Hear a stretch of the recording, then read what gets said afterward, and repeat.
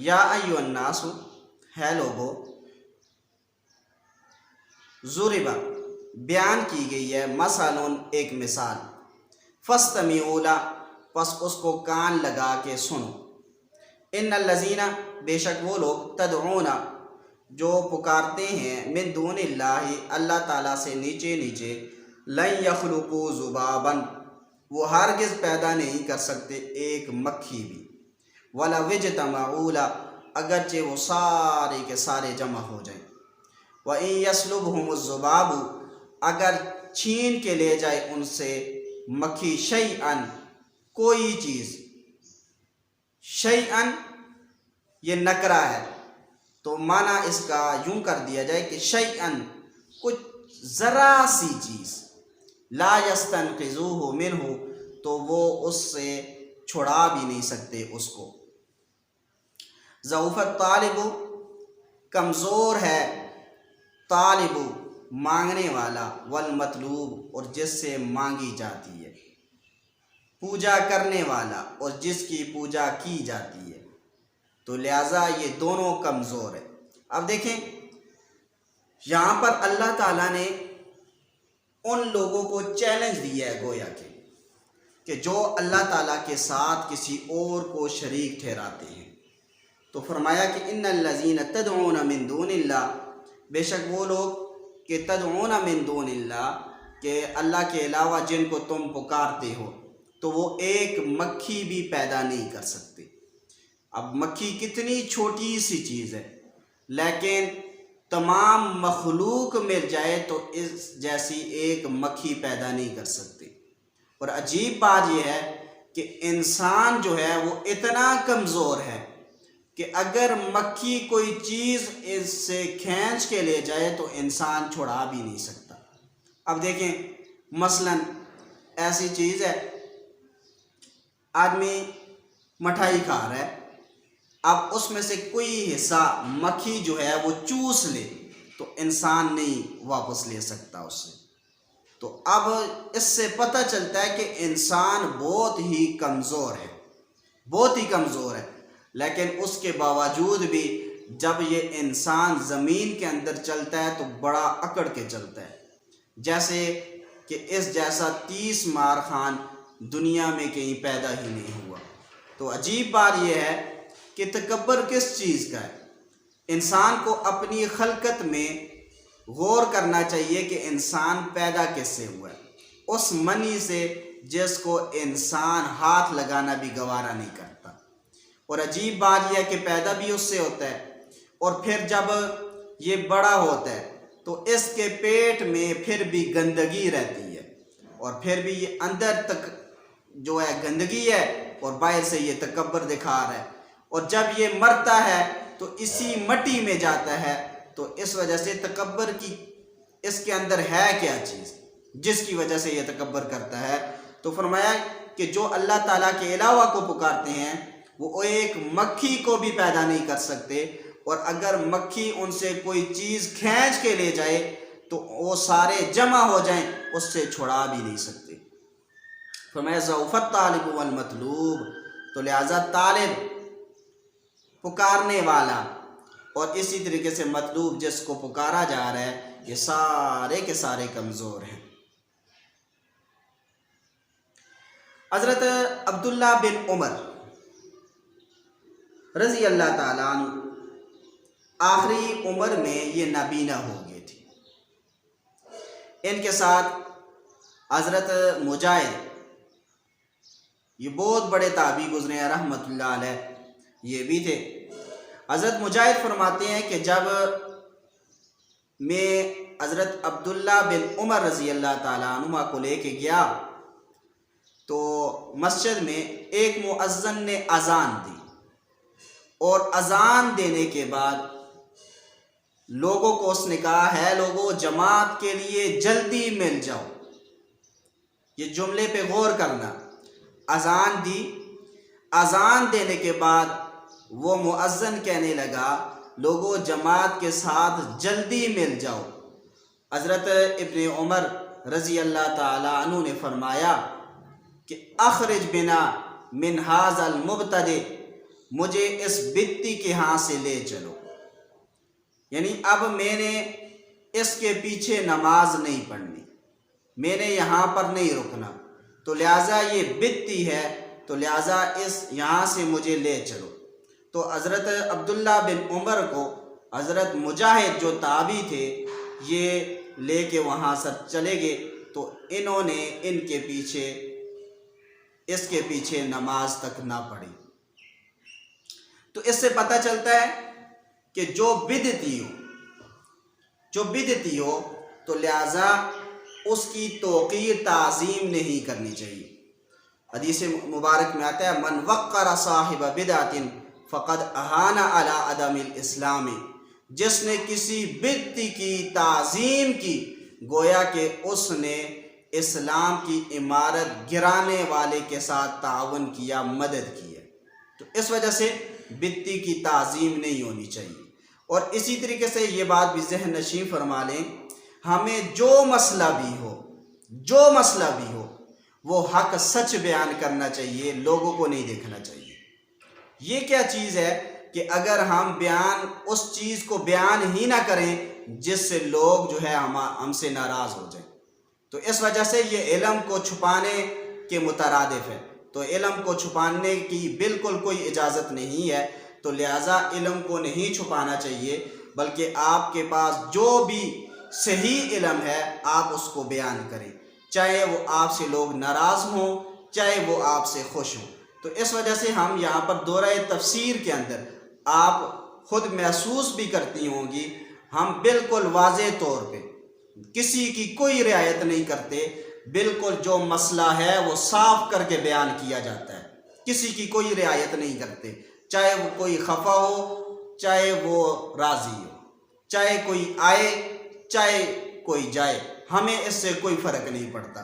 ہم نے جو قرآن کریم کا حکم ہے اللہ تعالیٰ نے اس کے اندر بیان کیا ہے، ہم اس کو ڈنکے کی چوٹ پہ بیان کرتے ہیں، تو لہٰذا ہم اس سے پیچھے نہیں ہٹتے۔ تو اس وجہ سے یہ کیا بات ہوئی کہ نہیں، نرمی سے بیان کرو تاکہ لوگ جو ہے وہ ہم سے ناراض نہ ہو جائیں، تھوڑی سی نرمی کر لو۔ اب نرمی شریعت نے جو بات بیان کی ہے اس سے زیادہ نرمی نہیں ہو سکتی، اور اس سے بڑی حکمت بھی اس کے اندر نہیں ہو سکتی۔ تو شریعت کوئی سخت تھوڑی ہے کہ جس نے بہت زیادہ سختی کی ہے، انسان کو ایسی چیز کا مکلف بنا دیا ہے جس کو وہ اٹھا ہی نہیں سکتا، ایسی تو نہیں ہے۔ اسی وجہ سے تو قرآن نے بیان کیا لا یکلف اللہ نفسا الا وسعها، انسان کو اس کی طاقت کے بقدر مکلف بنایا گیا ہے۔ تو یہ کیا ہوا کہ نہیں، نرمی کرو تاکہ لوگ ناراض نہ ہو۔ تو اس وجہ سے ہم نے لوگوں کو نہیں دیکھنا، بلکہ جو حکم ہے وہ بالکل واضح طور پہ بیان کرنا ہے۔ فرمایا ضعف الطالب والمطلوب، یہ مانگنے والا اور جس سے مانگا جا رہا ہے یہ دونوں ہی کمزور ہیں۔ ما قدر اللہ، نہیں قدر کی اللہ تعالیٰ کی، حق قدری، جس طرح قدر کرنے کا حق تھا۔ ان اللہ، بے شک اللہ تعالیٰ، لقوی، البتہ قوی ہے، طاقتور ہے، عزیز اور غالب ہے۔ اللہ یستفی من الملائکۃ، چنتا ہے فرشتوں سے، رسولاً، پیغام بھیجنے والے کو، ومن الناس، اور لوگوں میں سے بھی۔ اب دیکھیں، فرشتوں میں حضرت جبرائیل کو وحی کے لیے اللہ تعالیٰ نے چنا ہے، آپ خود اندازہ لگا لیں۔ اسی طریقے سے انسانوں میں سے اللہ تعالیٰ نے 1,24,000 کم و بیش انبیاء جو ہے یہ بھیجے ہیں۔ ان اللہ، بے شک اللہ تعالیٰ، سمیع، سننے والا ہے، بصیر، اور دیکھنے والا ہے۔ یہ بات ذہن نشین فرما لیں، انشاءاللہ صفات کی بحث جب آئی تو میں انشاءاللہ اس پر تفصیلی طور پہ گفتگو کروں گا۔ بہت ساری چیزیں ایسی ہوتی ہیں جو علمی ہوتی ہیں، تو آپ ہمیں یہ ذہن میں یہ بات ہوتی ہے کہ آپ سمجھ نہیں سکیں گی، تو اس وجہ سے ہم نہیں بیان کرتے۔ دیکھیں، اللہ تعالیٰ سنتا ہے، بصیر اور دیکھتا ہے، انسان بھی سنتا ہے، انسان بھی دیکھتا ہے، اللہ تعالیٰ بھی سنتے ہیں، اللہ تعالیٰ بھی دیکھتے ہیں، لیکن انسان کے سننے میں اور دیکھنے میں اللہ تعالیٰ کے سننے اور دیکھنے میں فرق ہے۔ انسان سنتا ہے کان کے ساتھ، کان نہ ہو تو انسان سن نہیں سکتا، اور اسی طریقے سے انسان دیکھتا ہے آنکھوں کے ساتھ، آنکھیں نہیں ہوں گی تو یہ دیکھ بھی نہیں سکے گا۔ لیکن یہ بات ذہن نشین فرما لیں، اللہ تعالیٰ کانوں سے بھی پاک ہے، اللہ تعالیٰ آنکھوں سے بھی پاک ہے، لہٰذا اللہ تعالیٰ بھی سنتے ہیں اور انسان بھی سنتا ہے۔ انسان سنتا ہے، سننے میں کان کا محتاج ہے، اور اللہ سنتا ہے، اللہ کان کا محتاج نہیں ہے۔ انسان بھی دیکھتا ہے اور اللہ تعالیٰ کی ذات بھی دیکھتی ہے، لیکن انسان جب دیکھتا ہے تو دیکھنے میں آنکھ کا محتاج ہے، اور اللہ تعالیٰ دیکھتا ہے، آنکھ کا محتاج نہیں ہے۔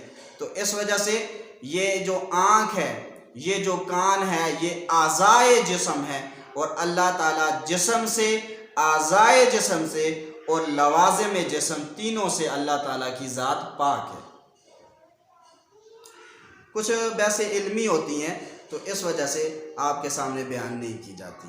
یعلم، وہ خوب جانتا ہے، ما بین ایدیہم، جو ان کے آگے ہے، وما خلفہم، اور جو ان کے پیچھے ہے، وإلی اللہ، اور اللہ تعالیٰ ہی کی جانب ترجع الامور، تمام امور نے لوٹنا ہے۔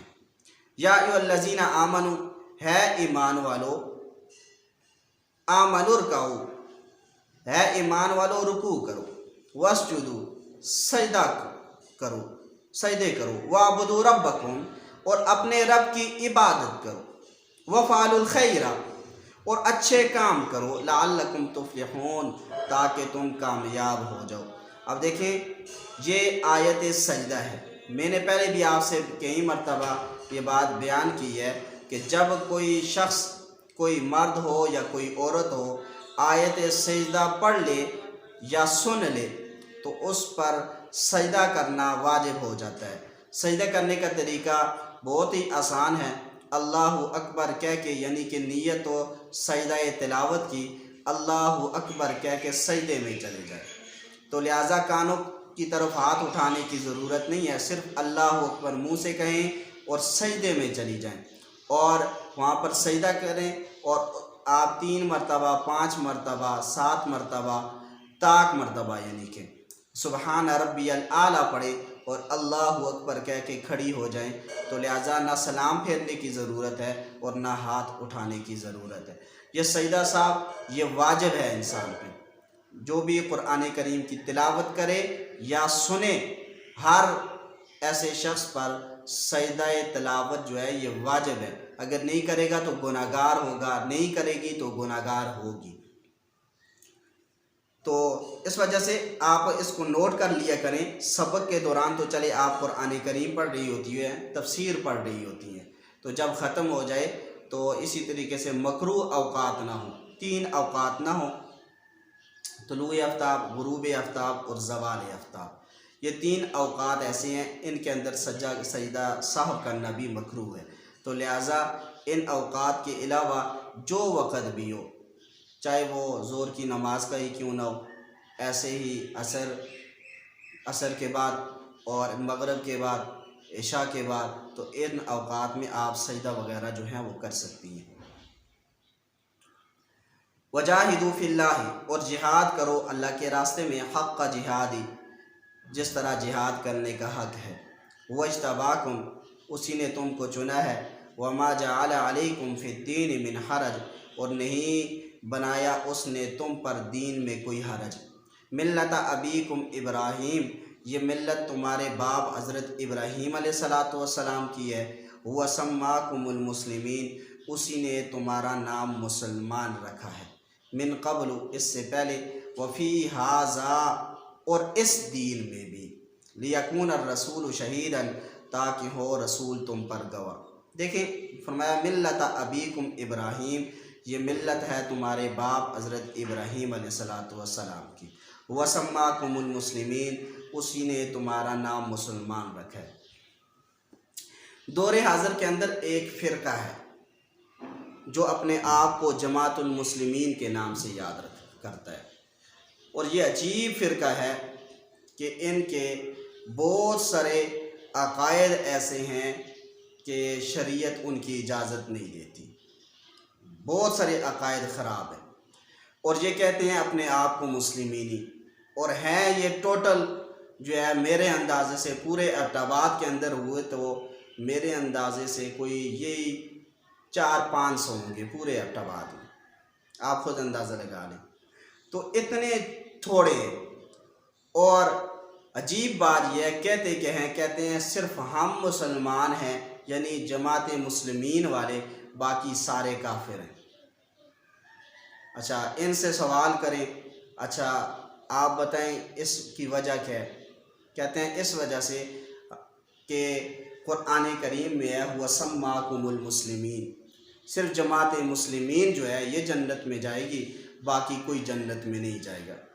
اچھا جنت کی صفحے کتنی ہوں گی؟ جنت کی صفحے جو ہیں تقریباً 180 کے قریب ہوں گے، تو ان کی تعداد دیکھیں، میرے اندازے سے ہے آدھی صف بھی ان کی نہیں بنتی۔ تو اب یعنی کہ جنت میں یہ صرف آدھی صف جائے گی، باقی کوئی نہیں جائے گا۔ 120 صفحے تقریباً جنت کی، 120 ذہن میں پکی بات نہیں ہے، 120 ہے یا 180 کا حصہ ملتا ہے، تو 120 ہے غالباً۔ ان میں سے 80 صفحے جو ہیں وہ امت محمدیہ کی ہوگی، غالباً یہی بات پکی ہے۔ بہرحال پھر بھی میں دیکھ لوں گا، انشاءاللہ کل کے سبق میں بتا دوں گا۔ تو 120 صفحے ہے تقریباً، تو ان میں سے 80 صفحے جو ہیں وہ امت محمدیہ کی ہوں گی۔ اچھا اب ان کا دیکھا جائے، کیا ان کی 80 صفحے ہیں؟ ان کی 80 صفحے دنیا میں نہیں بن رہی اور آخرت میں کیسے بنے گی؟ اور کہتے ہیں کہ صرف ہم مسلمان ہیں، باقی سارے کافر ہیں۔ اچھا ان سے پوچھا جائے کہ یہ کیا تمہارا نام جماعت المسلمین کس نے رکھا ہے؟ کہتے ہیں قرآن نے رکھا ہے۔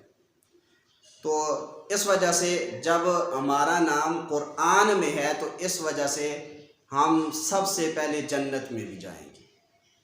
اچھا پوچھیں وہ کیسے؟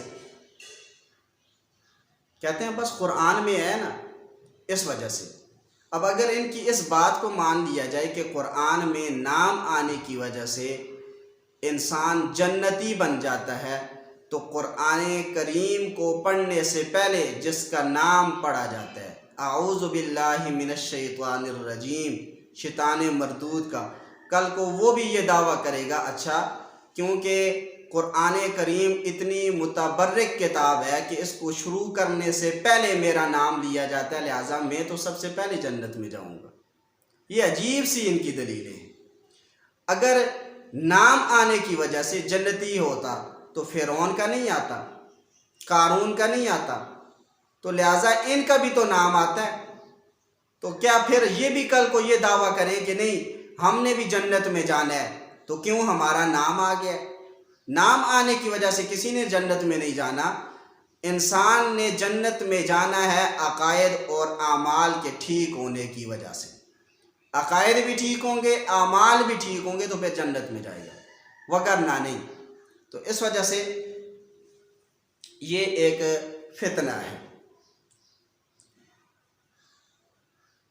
فرمایا وَسَمَّاكُمُ الْمُسْلِمِينَ، اسی نے تمہارا نام مسلمان رکھا ہے، من قبل، اس سے پہلے، وفی ہذا، اور اس دین میں بھی، لیکون الرسول شہیدا، تاکہ ہو رسول گواہ تم پر، وتکونوا شہداء علی الناس، اور تم ہو گواہ لوگوں پر۔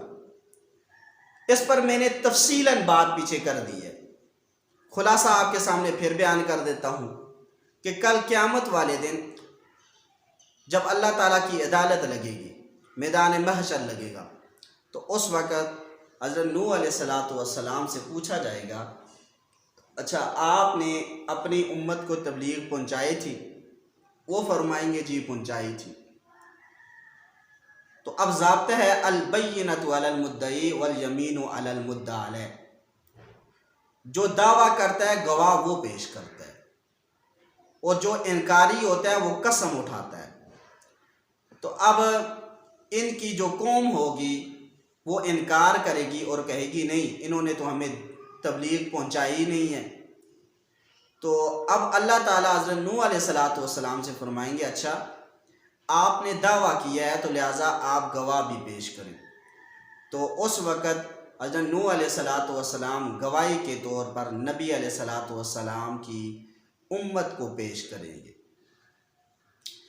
تو اب لازمی بات ہے جب گواہ ہوں تو پھر جرا تو ہوتی ہے کہ یہ گواہ ٹھیک ہیں یا نہیں ہیں۔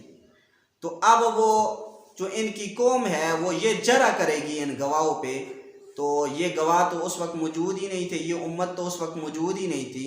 جب یہ امت موجود نہیں تھی تو لہٰذا یہ گواہی بھی نہیں دے سکتے۔ تو اب نوح علیہ الصلاۃ والسلام کی طرف پھر متوجہ ہوں گے، اللہ تعالیٰ فرمائیں گے اب تو پھر یہ امت یہ بات کہے گی، یا اللہ دیکھیں آپ نے اپنے نبی حضرت محمد مصطفیٰ احمد مجتبیٰ صلی اللہ علیہ وسلم کو ہماری جانب نبی بنا کر مبعوث کیا تھا، ان پر کتاب بھی نازل کی تھی، تو اس کتاب کے اندر آپ نے خود یہ بات بیان کی ہے، اسی طریقے سے آپ کے نبی نے ہمیں یہ بات بتائی ہے، تو اس وجہ سے آپ بھی برحق ہیں، آپ بھی سچے ہیں، آپ کا نبی بھی سچا ہے۔ تو لہٰذا جب آپ نے اور آپ کے نبی نے ہمیں یہ بات بتا دی ہے تو لہٰذا اس وجہ سے ہم نے اس بات کو تسلیم کر دیا کہ حضرت نوح علیہ الصلاۃ والسلام نے اپنی قوم کو تبلیغ پہنچائی تھی۔ ایسے ہی دیگر جو قومیں ہوں گی ان کے بھی ایسے ہی معاملات ہوں گے۔ تو اس کا یہاں پر تذکرہ ہے، فرمایا لیکون الرسول شہیدا علیکم، تاکہ ہو رسول گواہ تم پر، وتکونوا شہداء علی الناس، اور تم گواہ ہو لوگوں پر، فاقیموا الصلاۃ، پس آپ قائم کریں نماز کو، وآتوا الزکاۃ، اور زکوٰۃ ادا کریں۔ دیکھیں نماز کا اہتمام ہر مسلمان مرد عورت پر لازم ہے، تو نماز ہر مرد عورت کو ٹھیک کرنی چاہیے، اس میں شرمانے کی بات نہیں ہے، بے شک عمر زیادہ ہے تو کوئی حرج کی بات نہیں ہے، آج تک اگر آپ ٹھیک نہیں کر سکیں تو ابھی ٹھیک کر لیں، اس میں کون سی ایسی حرج کی بات ہے۔ وآتوا الزکاۃ، اور زکوٰۃ ادا کریں۔ زکوٰۃ جو ادا کی جاتی ہے یہ سال یعنی حولان حول کے بعد، ایک سال گزرنے کے بعد، اور زکوٰۃ کا تعلق یہ سورج کے ساتھ نہیں ہے، چاند کے ساتھ، تو لہٰذا یعنی اسلامی اعتبار سے اگر ایک سال ہو تو پھر اس پہ میں تفصیلی بات پیچھے کر چکا ہوں، تو اس وجہ سے زکوٰۃ جو ہے یہ دی جائے، اور زکوٰۃ جو ہے یہ فقراء، مسکین اور وابن سبیل جو اللہ تعالیٰ کے راستے میں ہوں یعنی مسافر وغیرہ، اور اسی طریقے سے مدارس، اہل مدارس جو ہے یہ اس کے مستحق ہوتے ہیں، زکوٰۃ ان کو بھی دی جا سکتی ہے۔ کچھ ایسے لوگ ہیں کہ جن کو نہیں دی جا سکتی، کتابوں کے اندر بڑی تفصیل کے ساتھ ان کو بیان کیا گیا ہے، یہاں پر تفصیل کا موقع نہیں ہے۔ مثلا آپ خود اندازہ لگا لیں، آل علی، آل عباس، اور ان کو نہیں دی جا سکتی، تو اسی طریقے سے اور بھی بہت سارے کتابوں کے اندر ایسی چیزیں بیان کی جاتی ہیں۔ مثلا آج کے دور میں جو عباسی ہیں ان کو زکوٰۃ نہیں دی جا سکتی، اور اسی طریقے سے اب تاریخ کا زیادہ میرا مطالعہ تو نہیں ہے، میرے اندازے سے آوان قبیلہ جو ہے ان کو بھی زکوٰۃ نہیں دی جا سکتی، کیونکہ ان کی نسبت حضرت علی رضی اللہ تعالیٰ عنہ کی طرف کی جاتی ہے، تو اس وجہ سے یہ بھی ان کو بھی زکوٰۃ نہیں دی جا سکتی۔ تو اس وجہ سے ہمارے ہاں کہ اس چیز کو نہیں دیکھا جاتا کہ ہاں اس پہ زکوٰۃ لگتی ہے کہ نہیں، کیونکہ ہم سب سے بڑے مفتی خود ہوتے ہیں نا، تو اس وجہ سے ہم دیکھتے ہیں بس یہ غریب ہے جی، بس زکوٰۃ دے دو جی، اب زکوٰۃ دے دی۔ اب لازمی بات ہے آپ کو پتہ ہی نہیں ہے، جب آپ کو پتہ نہیں ہے تو زکوٰۃ آپ نے دی ہے تو لہٰذا آپ کا جرم ہے، آپ کا کام بنتا تھا آپ پہلے کسی سے پوچھتے۔ تو اس وجہ سے بعض ایسے یوں سمجھ لیں قومیں ہیں کہ ان پر جو ہے وہ زکوٰۃ نہیں لگتی ہے۔ فاقیموا الصلاۃ، پس آپ نماز کو قائم کریں، وآتوا الزکاۃ، اور زکوٰۃ ادا کریں، واعتصموا باللہ، اور اللہ تعالیٰ کی رسی کو مضبوط پکڑیں، هو مولاکم، وہی تمہارا آقا ہے، فنعم المولا، پس کیا ہی اچھا آقا ہے، ونعم النصیر، اور کیا ہی اچھا مددگار ہے۔